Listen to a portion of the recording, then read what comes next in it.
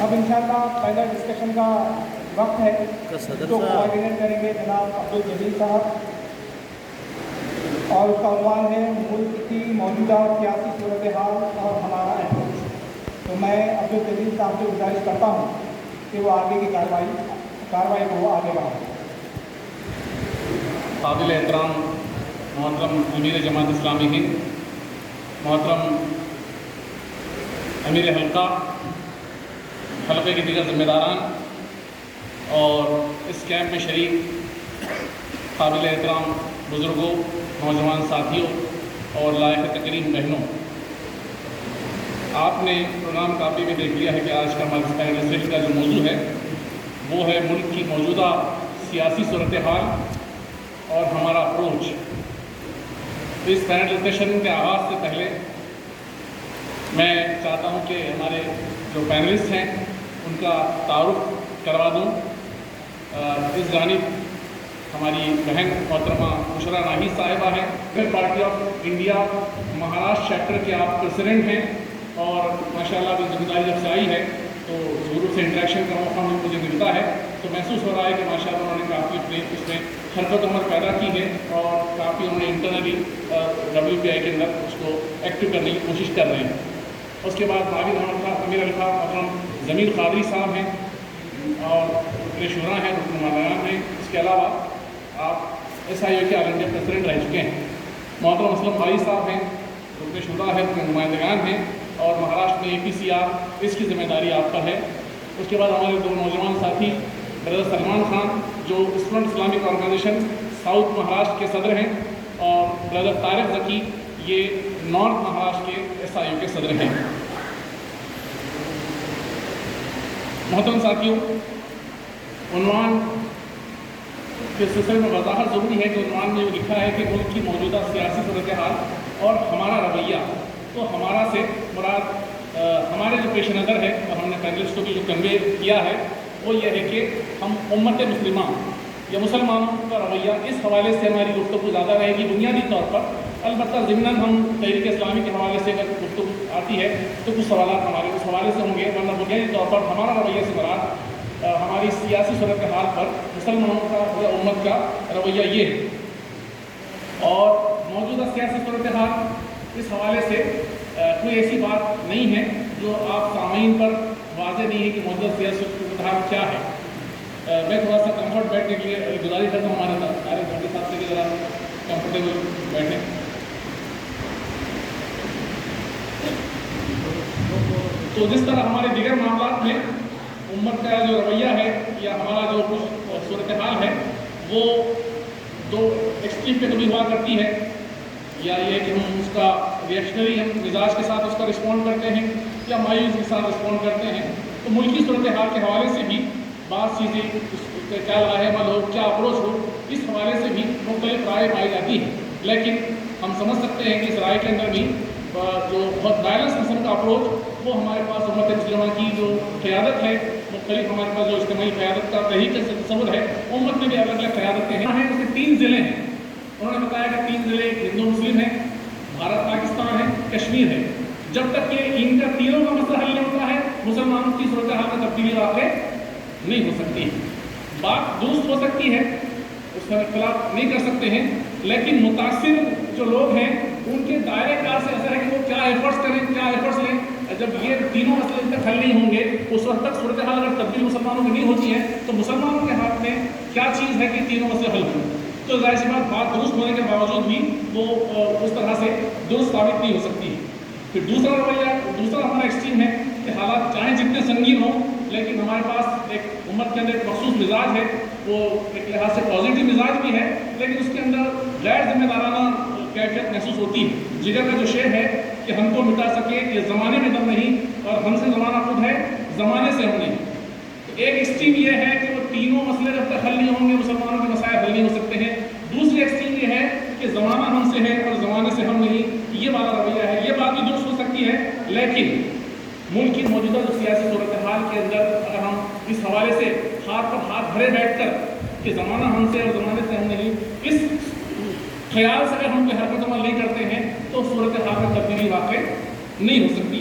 یہ چند بنیادی باتیں تھیں جو اس مجلس میں آپ کے سامنے پیش کرنا چاہ رہا تھا۔ آئیے اب ہم اپنے اس پینل ڈسکشن کا آغاز کرتے ہیں اور ملک کی سیاسی صورتحال پر، گرچہ کہ آپ کی واقفیت اچھی ہے لیکن ہمارے پینلسٹ کی نگاہ میں ہماری موجودہ سیاسی صورتحال پر پہلا ابتدائی ان سے کمنٹ یا گفتگو کا آغاز ہم جس اسٹیٹمنٹ سے کرنا چاہیں، کھولنا چاہتے ہیں گفتگو کو، کہ ہمارے پینل سے گزارش ہے کہ وہ ملک کی موجودہ سیاسی صورتحال اس کو آپ کی نظر میں آپ مختصراً اس کو 2-4 جملوں میں بیان کریں، اور پیشگی گزارش ہے کہ وقت کا تھوڑا سا آپ کو خیال رکھنا پڑے گا، اور جو کہ 1 گھنٹے کے اندر ہمیں 7 پینلس کے ساتھ ان کو ڈیل کرنا ہے، تو میری گزارش ہوگی کہ آپ اس کو ڈیل کریں۔ تو میں سب سے پہلے کر رہا ہوں معاون وزیر اعظم زمین خالد صاحب کا، کہ ملک کی موجودہ سیاسی صورتحال پر آپ کا کمنٹ، آپ کی نظر میں کیا صورتحال ہے؟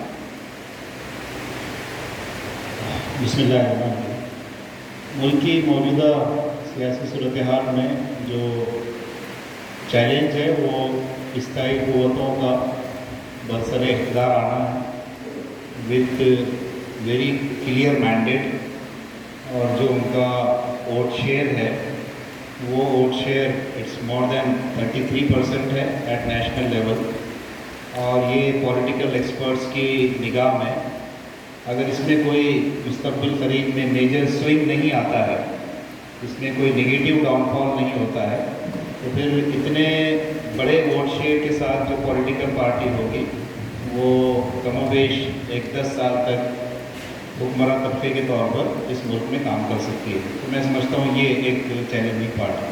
جی جزاک اللہ۔ یہ اسی سوال سے بنیادی ہمارا گفتگو کا موضوع ہے، اس لیے سارے پینل سے اس پر ہم ایک کمنٹ ضرور حاصل کریں گے۔ تو میں گزارش کروں گا برادر سلمان خان سے کہ وہ آپ کے نقطہ نظر میں سیاسی صورتحال کیا ہے؟ بسم اللہ الرحمن الرحیم۔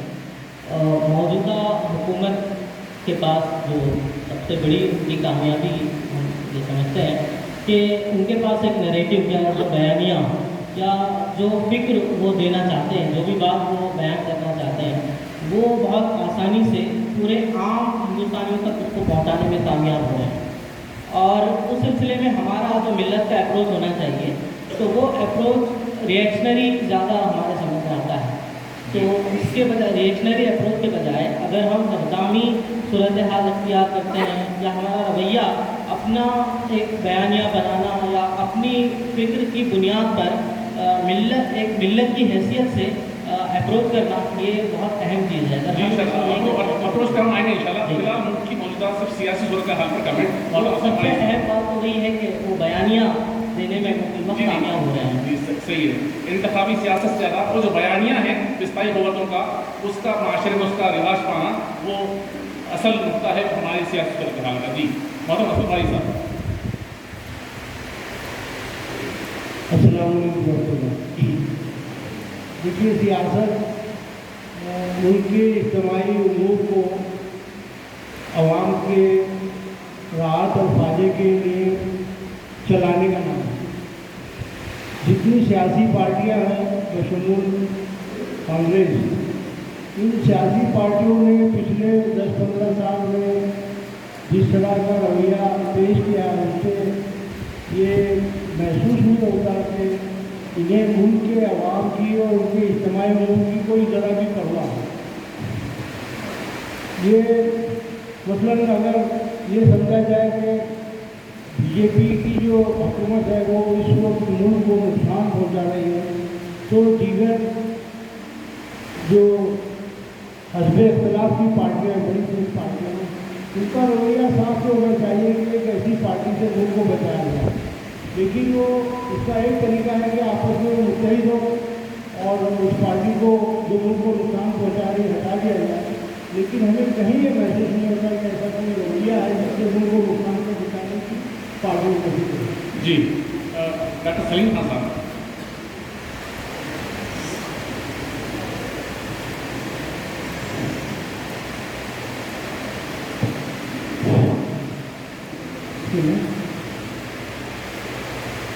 اس کو یہ جو سلمان بھائی نے بات کی ہے کہ اس حکومت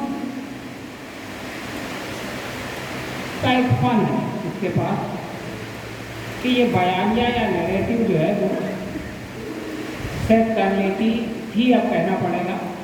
अगर ये हम लोग 1 साल पहले कह रहे होते तो सेट कर लेती है। और इसके लिए इसने जो है वो मीडिया को एक खास अंदाज में उस पर कब्जा किया। इसके अलावा कोई चीज़ इसके पास है नहीं। और ये जो माहौल ये लोग बनाते हैं, आप देखिए कि 2019 के बाद 10 इलेक्शन ये लोग हारे। हर इलेक्शन के पहले मीडिया में ये लोग जीत गए। ये वो बात है जो सलमान कह रहे हैं कि ये लोग एक नैरेटिव बनाते हैं, एक माहौल बनाते हैं और इस ख्याल से बनाते हैं कि लोग इसके चक्कर में आगे इनको वोट दे देंगे, लेकिन ये चल नहीं रहा। तो मैं दो बात और कह बाद में मेरा सवाल समाप्त करना। देखिए, मैं इस तरह से देखता हूँ कि 2014 में ये लोग आ गए।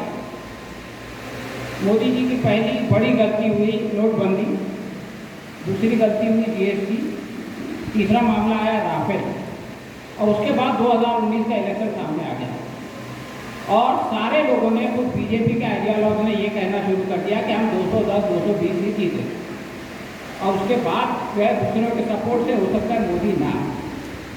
2019 में इनका दोबारा आना जो है वो इनकी कारकर्दगी की बुनियाद पर नहीं था, बल्कि पुलवामा और सर्जिकल स्ट्राइक की बुनियाद पर था। और एक धोखा था, वो सर्जिकल स्ट्राइक कोई हुआ नहीं था। आज राहुल गांधी सवाल करता है तो हर कोई कहता है कि साहब उस सवाल मत करो, आप शुरू करना। तो मैं जो बात कहना चाहता हूँ वो ये है कि इनका जो है वो नोटबंदी से लेकर के 2019 तक इनका ग्राफ गिरा। उस बीच 3 बड़े सूबे ये लोग हारे और गुजरात में मुश्किल से जीते, लेकिन पुलवामा की वजह से एकदम से स्पाइक आया और वो स्पाइक ऐसा ऊपर से और एकदम से नीचे आया। उसके बाद 10 असेंबली इलेक्शन हुए और सारे में ये लोग नीचे गए।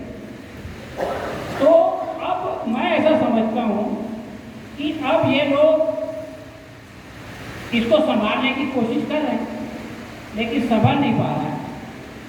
क्या होगा ये अल्लाह मियां बेहतर जानता है, लेकिन बज़ाहिर ऐसा लग रहा है कि इनके हाथ से ये बाजी निकल रही है। एक बात तो क्लियर है कि मोदी का जो चार्म था, मोदी का हर स्टेटमेंट हेडलाइन बनता था, अब नहीं बनता। तो ये एक बहुत बड़ी तब्दीली है जो कि आई है। आसिफ साहब, हमारे वेलफेयर पार्टी के सदस्य शेख आसिफ साहब। देखिए, मैं मुल्क की जो मौजूदा सूरत हाल है उसको मैं अपॉर्चुनिस्टिक पॉलिटिक्स की नज़र में देखता हूँ। मैं सेक्युलरिज्म वर्सेस हिंदुत्व को सेकेंडरी समझता हूँ और मैं ये समझता हूँ कि इस वक्त मुल्क में जितनी भी मेजर पॉलिटिकल पार्टीज़ हैं, हर किसी के अपने अपॉर्चुनिटीज़ हैं और अपॉर्चुनिटीज़ की बुनियाद पर वो इलेक्शन लड़ते हैं और इलेक्शन कॉन्टेस्ट करते हैं और इलेक्शन जीतते हैं।